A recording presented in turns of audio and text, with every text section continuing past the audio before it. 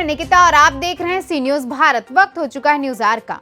15 अगस्त से एक दिन पहले यानी 14 अगस्त को देश में विभाजन विभीषिका स्मृति दिवस मनाया जाएगा। इसकी घोषणा देश के पीएम नरेंद्र मोदी ने शहीद हुए 10 लाख हिंदुओं की याद में लाल किले से की थी।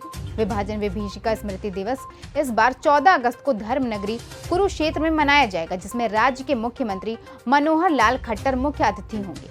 इसका निमंत्रण देने रविवार शाम को रेवाड़ी पहुंचे पंचनंद स्मारक ट्रस्ट के राष्ट्रीय अध्यक्ष महामंडलेश्वर स्वामी धर्मदेव जी महाराज ने सर तन से जुदा वाले सवाल पर कहा, ऐसा कहना या करना हमारी हिंदू संस्कृति का हिस्सा नहीं है।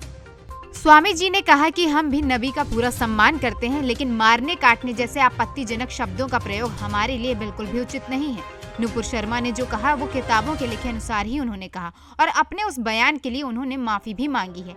फिर भी इसके फैसले के लिए न्यायालय में हमें कोई अधिकार नहीं कि किसी को सजा देने का। वहीं इस दौरान स्वामी धर्मदेव के साथ आए स्मारक ट्रस्ट के जिला अध्यक्ष केशव चौधरी ने भी लोगों से कहा कि वो 10 लाख शहीद हिंदुओं को अपनी श्रद्धा सुमन अर्पित करने और उनकी याद में 14 अगस्त को कुरुक्षेत्र में मनाए जाने वाले विभाजन विभीषिका स्मृति दिवस पर जरूर पहुंचे।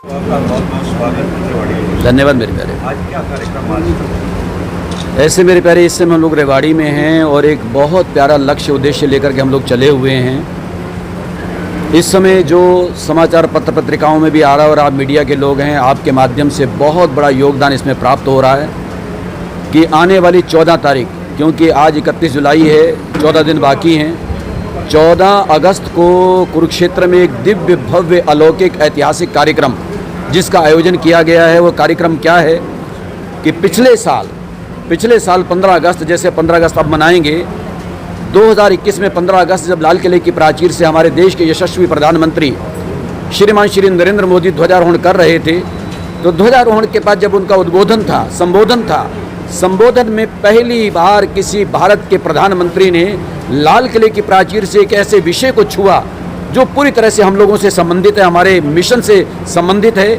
15 साल पहले से हम लोग एक आवाज़ उठा करके चल रहे हैं कि 1947 में देश का विभाजन हुआ, या यूँ कहूँ कि 1947 में देश आज़ाद हुआ। देश आज़ाद हुआ तो आज़ादी के समय एक बहुत बड़ी त्रासदी भी हुई, बहुत बड़ी त्रासदी, जो दुनिया की, विश्व की, वर्ल्ड की हम कहते हैं, उससे बड़ी त्रासदी उससे पहले कोई हुई नहीं थी। इतनी बड़ी त्रासदी कि 1947 में देश आज़ाद हो रहा है और उधर पश्चिमी पंजाब, क्योंकि पश्चिमी पंजाब की भुजा कट के नाम हुआ पाकिस्तान, उस समय पाकिस्तान भी बना, और उस समय वहाँ पर रहने वाले पश्चिमी पंजाब के लोग, उनका वहाँ पर निर्मम हुआ कत्लेआम।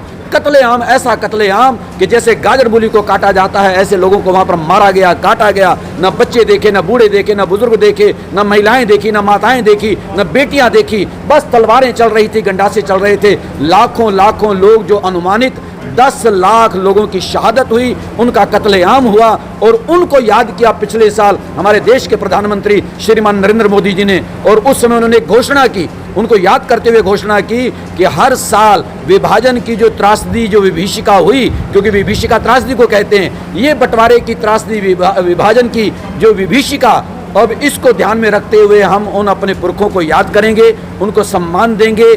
15 अगस्त से एक दिन पहले, हर साल 15 अगस्त मनाते हैं, ठीक उससे एक दिन पहले 14 अगस्त को, ये प्रधानमंत्री जी की घोषणा है कि 14 अगस्त को हर साल विभाजन विभीषिका स्मृति दिवस मनाया जाएगा। कितने गौरव की बात है कि इससे पहले कभी किसी ने ये वाला मुद्दा नहीं उठाया। बिल्कुल, ये पहले कभी नहीं हुआ, तो पहली बार ऐसा हुआ है। तो पहला ये अब 2022 14 दिन के बाद 14 अगस्त आ गई है, तो पहला ये विभाजन विभीषिका स्मृति दिवस अब हरियाणा में, क्योंकि हमारे हरियाणा प्रदेश के माननीय मुख्यमंत्री, हमारे बहुत ही प्रिय, हमारे आदरणीय श्रीमान श्री मनोहर लाल खट्टर, माननीय प्रधानमंत्री जी की घोषणा के बाद इन्होंने संकल्प ले लिया।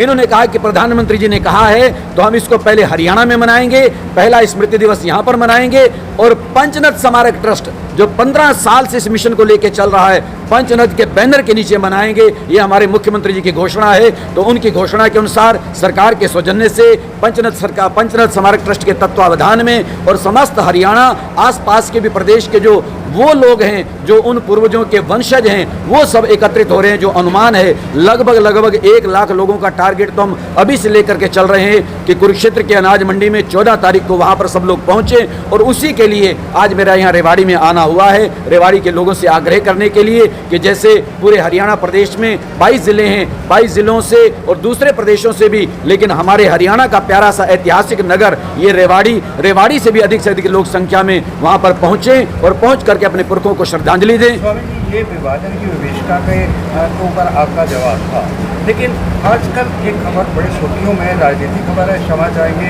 क्योंकि बहुत सुर्खियों में आ रही है, उस पर आपकी विचारधारा भी जरूर जानना चाहेंगे। सर तन से जुदा, ये कितना उचित? ऐसे मेरे प्यारे मैं उस पर चर्चा करूं, कहीं ऐसे न हो कि ये विषय कहीं गौण हो जाए। वो विषय भी है तो बहुत महत्वपूर्ण, और अगर उस महत्वपूर्ण विषय का ज़रा सा स्पर्श करते हुए कहूं कि हमारे भारत की ये संस्कृति नहीं है, भारत की संस्कृति नहीं है। जहाँ तक नबी का सवाल है, नबी का स्वामी धर्मदेव भी सम्मान करता है, किसी को भी कोई मानता है। मैं कहता हूँ किसी को कोई देवी देवता है, नबी अल्लाह के रसूल थे, रसूल कहते हैं संदेशवाहक को, नबी उनके पैगंबर हमारे भी वो आदरणीय हैं। क्योंकि अगर बहुत बड़ा समाज किसी को मानता है तो हम कहते हैं कि जैसे अगर हम हिंदू लोग गौ की पूजा करते हैं, गंगा की पूजा करते हैं, बहुत बड़ा समाज उनका सम्मान करता है, तो फिर हम ये भी उम्मीद रखते हैं कि बाकी लोग भी इसी भावना को लेकर के चलें कि अगर हिंदू लोग गौ को माँ मानते हैं, उसका सम्मान करते हैं, तो गौ का वध भी नहीं होना चाहिए, उसको काटा भी नहीं जाना चाहिए। तो ये भावना और लोगों के अंदर भी होनी चाहिए, पर वो हो जब हो ना हो वो जाने। लेकिन हम इस भावना को जरूर आज कह सकते हैं कि अगर कोई किसी का सम्मान करता है और बहुत अधिक संख्या में लोग उसको मानते हैं, तो हम लोग भी उसका सम्मान करते हैं। इसलिए नबी का सम्मान अगर मुस्लिम समाज करता है तो हम भी नबी का सम्मान करते हैं। वो बात अलग है कि पूजा कौन किसके करता है, वो हर एक की अपनी अपनी परंपराएं होती हैं। लेकिन एक जो बात सामने आई है कि गुस्ताखे नबी की एक ही सजा, सर तन से जुदा, मेरे विचार से भारतीय संस्कृति में ऐसा नहीं हो सकता, भारतीय संस्कृति में ऐसा नहीं हो सकता। यहाँ पर यह है, अगर कोई गलती कर लेता है, मान लिया किसी के पुरखे पूर्वज के प्रति कोई और लोगों के अंदर भी होनी चाहिए, पर वो हो जब हो ना हो वो जाने। लेकिन हम इस भावना को जरूर आज कह सकते हैं कि अगर कोई किसी का सम्मान करता है और बहुत अधिक संख्या में लोग उसको मानते हैं, तो हम लोग भी उसका सम्मान करते हैं। इसलिए नबी का सम्मान अगर मुस्लिम समाज करता है तो हम भी नबी का सम्मान करते हैं। वो बात अलग है कि पूजा कौन किसके करता है, वो हर एक की अपनी अपनी परंपराएं होती हैं। लेकिन एक जो बात सामने आई है कि गुस्ताखे नबी की एक ही सजा, सर तन से जुदा, मेरे विचार से भारतीय संस्कृति में ऐसा नहीं हो सकता, भारतीय संस्कृति में ऐसा नहीं हो सकता। यहाँ पर यह है, अगर कोई गलती कर लेता है, मान लिया किसी के पुरखे पूर्वज के प्रति कोई अनादर की भावना से कोई शब्द कह देता है, तो उसके बाद उसको चाहिए कि सॉरी फील करे, वो क्षमा याचना करे। तो नुपुर शर्मा ने क्षमा याचना कर ली है, उसने ये कह दिया है। हालांकि यहाँ पर मुझे ज़्यादा कुछ नहीं कहना, पर मैं इतना ज़रूर कहना चाहता हूँ, इसका एक पूरी तरह से डीप में जा कर के गहन अध्ययन होना चाहिए कि अगर नुपुर शर्मा ने कहा तो क्यों कहा, किस आधार पर कहा। वो एक कोर्ट का विषय हो सकता है, वो न्यायालय का विषय हो सकता है। जो हमारी जानकारी में वो ये है कि नुपुर शर्मा ने वो कहा जो कहीं उनके किसी लोगों की लिखी हुई किताबों में है, वो किताबों को उन्होंने कोड करके कि वहाँ पर ऐसा लिखा हुआ है। अगर ऐसा लिखा हुआ है तो उस जड़ पे जाना चाहिए, वहाँ जाना चाहिए, किसने लिखा, क्यों लिखा, तो उसके बाद फिर नुपुर पे बात आनी चाहिए। तो मेरा ये निवेदन है कि इसको जो है ये न्यायालय का विषय अब हो सकता है, बात कोर्ट में चली गई है। लेकिन उन सब लोगों से कहना चाहता हूँ, चाहे वो हिंदू हैं, मुसलमान हैं, ईसाई हैं, भारत के रहने वाले कोई भी लोग हैं, वो ऐसी घोषणाएं, क्योंकि यहाँ कानून का राज है, यहाँ हमारा संविधान है, यहाँ 1950 26 जनवरी को हमारा संविधान बन गया, भारत स्वतंत्र देश है, प्यारा लोकतांत्रिक देश है।